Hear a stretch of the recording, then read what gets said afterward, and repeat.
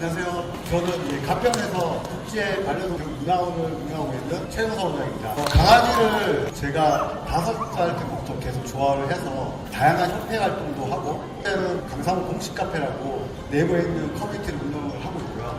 그리고 이 강아지는 영화 독전에 보면은 독전에 라이카가 있는데 라이카 중에 한 친구예요. 오늘 이 친구를 통해서 이 친구가 할 수 있는 훈련들은 굉장히 많지만 결국에 여러분들과의 갭을 줄이기 위해서 오늘 제가 준비한 내용은 반려견 기초 훈련으로 강아지를 어떻게 하면 보호자님들이 행복하게 키울 수 있을지에 대한 이야기를 시작하려고 합니다. 저는 한국애견연맹 1등 훈련사고요. 국제 반려동물 교육 문화원 원장입니다. 그리고 어메리칸 캔넬컵이라고 해서 해외 모범견 테스트하는 인증들이 있는데 저희 강아지가 2년 반 된 포메라인을 키우고 있어요. 이 친구가 8개월 때 파양돼서 이 친구를 트레이닝 시켜서 해외 모범견 테스트를 통과시켰고요. 그리고 뇌절교육 지도사 다양한 활동하면서 책을 제가 6권 정도 이렇게 쓰면서 반려견에 대해서 어떻게 하면 한국 실정에 맞는 이야기를 할 수 있을까. 우리 훈련학이나 행동학에 대한 이야기를 해외에 있는 지식으로 이야기 굉장히 많이 하잖아요. 그런데 결국 그게 우리나라하고 좀 안 맞는 게 뭐냐면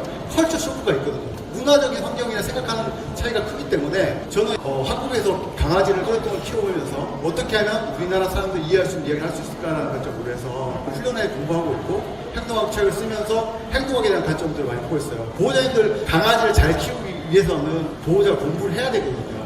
그래서 사람이 잘 이해를 하고 내용을 가지고 반려견에게 훈련을 하면서 하나하나씩 바꿔가는 연습들을 해야 됩니다. 저는 현재 네이버 인플루언서 활동하고 다양한 활동들을 하고 있습니다. 그 네이버에 제가 소개가 되어 있고 인플루언서 활동하면서 실제 보호자들을 만나고 행동 교정이나 이런 부분들도 직접 여기서 상담도 해드리고 있고요. 저희 지금 강상호 AI 행동 교정을 진행하고 있는데 제 책들이 이제 인공지능이 다 들어가 있고 그 책 기반 하에 솔루션을 굉장히 빠르게 드려요. 그러니까 예를 들어가지고 저 같은 1등 훈련사 이제 만나가지고 레슨을 할 시간 받을 때 보통 평균 30만 원 비용을 내야 되거든요. 근데 인공지능을 통해 가지고 단 5분 만에 강아지에 있는 나이나 품종이나 사는 환경 이런 정보들을 입력을 해서 어떤 문제가 일어나는지 거기에 어떤 사건이 일어나는지를 기입을 하고 그걸 엔터 딱 치면 제가 가지고 있는 행동학에 훈련해 있는 지식을 통해 가지고 솔루션들 나오고 있고요. 현재 지금 울산에서 제가 5,000원의 행동학 3단비를 받으면서 지금 서비스 해주고 있으니까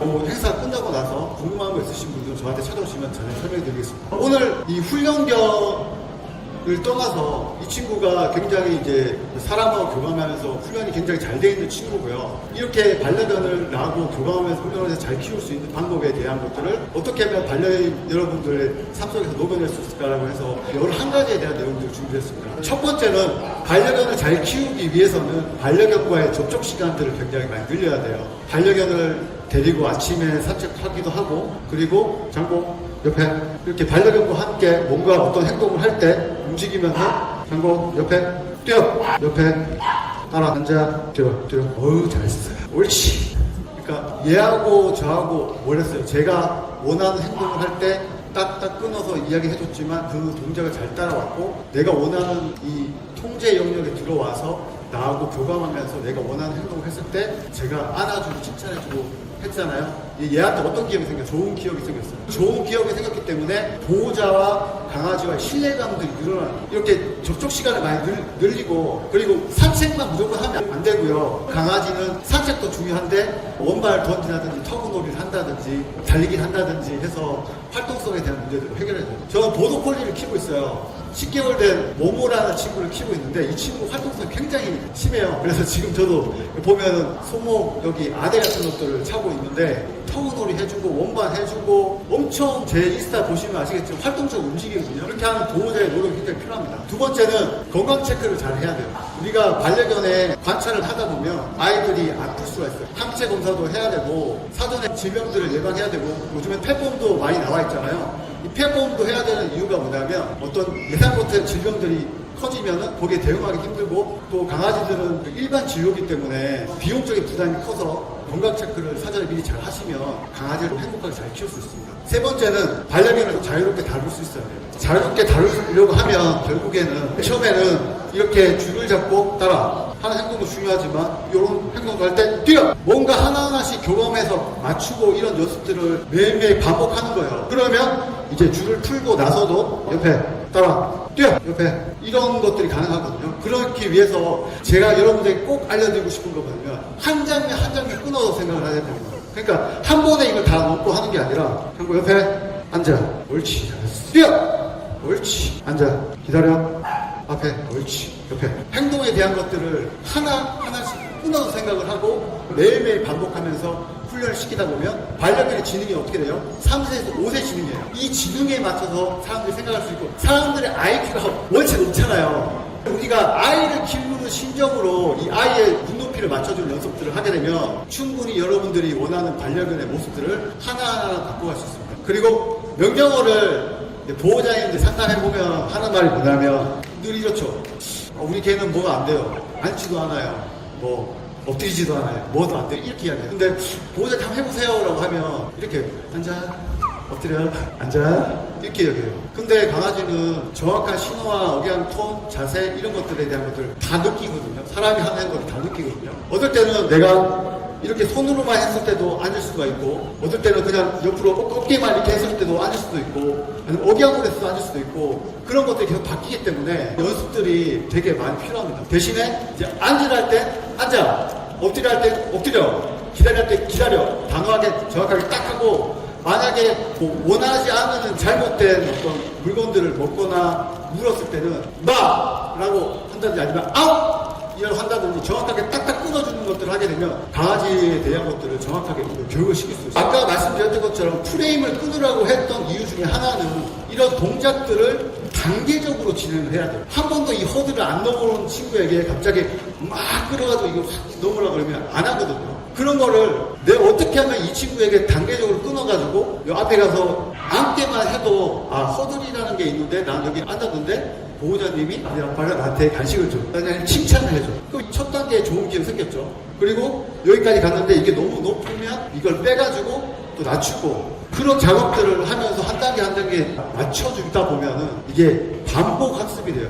그러니까 어지리티라는 경기에서 보면 허들도 높고 터널도 통과하고 점프도 하고 막 난리가 나잖아요. 근데 그 동작을 하나하나 끊어서 연결하고 보호자가 뛰면서 호흡 맞추면서 옆에 이제 반려견과 함께 했기 때문에 그런 현상들이 생기는 거거든요. 모든 훈련은 반복입니다. 그리고 충분히 잘했을 때는 이 왜 잘했는지에 대한 것들 이야기해주고 보상해주는 연습이 필요합니다. 강아지들은 보통 2개월에 입양이 와서 30개월까지 이제 머리가 두 개가 성장하고 24개월 되면 성견이 되거든요. 성견이 되고 난 이후 30개월까지는 차 소리도 들려주고 오토바이 소리도 들려주고 다양한 경험들을 많이 쌓게 해줘서 강아지로 하여금 이런 즐겁게 놀며 장난하는 그런 성질들을 이해할 수 있도록 해주는 노력들이 정말 필요하고요. 그리고 제일 중요한 거 이제 우리 반려견 있으면 자꾸 딱 쳐다보게끔 해서 뭔가 보상을 준다든지 행동을 지시한다든지 자꾸 이렇게 해서 터그놀이 던지고 이렇게 행동들을 계속 보게 하는 것들을 학습을 시키면 집중력이 높아지거든요.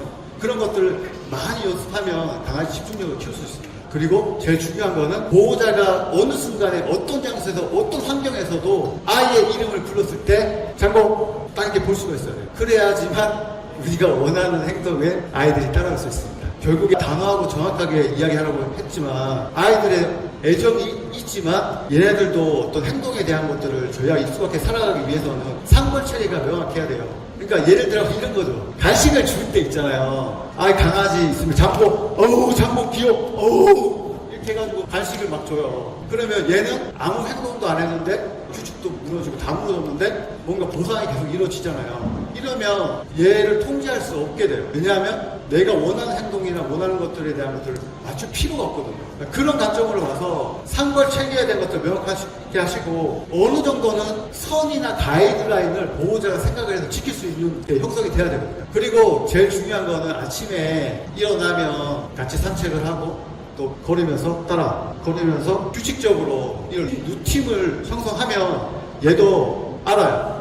이렇게 하니까 얘가 이 보호자가 나를 좋아하는구나. 이렇게 하면 오늘 뭘 하겠구나. 보도콜리 같은 경우에는 되게 머리가 좋잖아요. 5세 정도 지능까지 되거든요. 되게 높아요. 그 IQ 1인데 얘는 원발을 던지잖아요. 우리 모모 같은 게 딱 던지잖아요. 이게 머리 계산이 너무 빠르니까 이거 하기 전에 저기 가 있어요. 그러면 그 행동에 대해서 어떻게 해야 돼요? 바꿔줘야죠. 이쪽으로 던지는 거죠. 그렇게 하면서 이제 규칙적인 것도 있지만 뭔가 이제 그 산책할 때도 이쪽 길로만 가서 학습시키는 게 아니라 다른 길로도 하고 이렇게 던질 것 같지만 이쪽으로 예측 못하는 상황을 만들어가지고 하고 이렇게 되면 아이의 두뇌도 발전이 되고 규칙적으로 뭔가를 하다 보면 반려견 진짜 좋은 강아지로 성장할 수 있어요. 강아지들도 여러분들 정말 쉬워야 되거든요. 요즘에 사람들이 같이 살기 위해 가지고 집에 어떤 규칙이나 룰 없이 그냥 장구 하자 이렇게 하거든요. 그런데 중요한 게 뭐냐면 얘가 캔넬 훈련이나 이런 공간에 대한 훈련들이 인지가 돼가지고